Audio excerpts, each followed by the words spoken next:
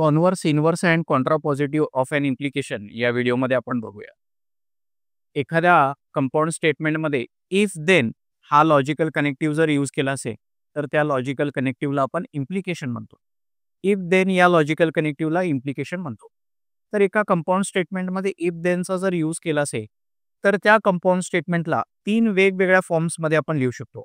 Converse, inverse and contrapositive.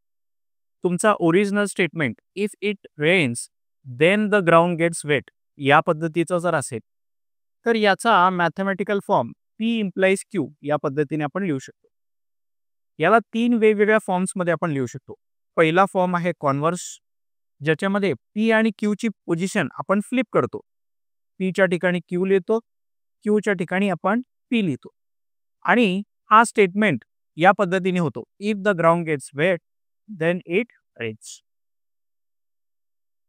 या compound स्टेटमेंटला दुसऱ्या फॉर्ममध्ये आपण कन्वर्ट करू शकतो. त्याला म्हणायचं इन्व्हर्स, ज्याच्यामध्ये 2 सिंपल स्टेटमेंट्स पी आणि क्यू यांचे नेगेशन्स आपण लिहितो.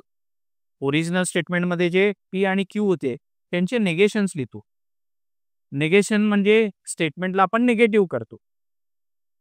If it does not rain then the ground is not wet. तर ओरिजिनल स्टेटमेंटचा इन्व्हर्स आपण या पद्धतीने लिहू शकतो. ओरिजिनल स्टेटमेंटचा कॉन्ट्रापॉझिटिव्ह लिहिण्यासाठी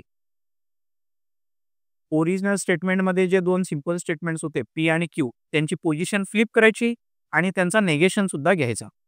तर negation Q implies negation P याला म्हणायचं कॉन्ट्रापॉझिटिव्ह. आणि या स्टेटमेंटमध्ये चेंजेस कसे होणार आहेत? If the ground is not wet then it did not rain.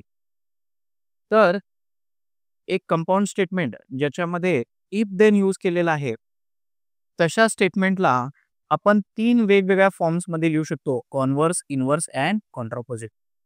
त्यांच्या मॅथमॅटिकल फॉर्ममध्ये हे 3 चेंजेस या पद्धतीने चेंजेस होतात. पी इम्प्लाइज क्यू ला जर क्यू इम्प्लाइज पी लिहिलं तर त्याला म्हणायचं कॉन्व्हर्स. पी इम्प्लाइज क्यू ला जर आपण negation P implies negation Q या पद्धतीने लिहिलं तर त्याला म्हणायचं इन्व्हर्स. पी इम्प्लाइज क्यू ला negation Q implies negation P या पद्धतीने लिहिलं तर त्याला म्हणायचं कॉन्ट्रापॉझिटिव्ह.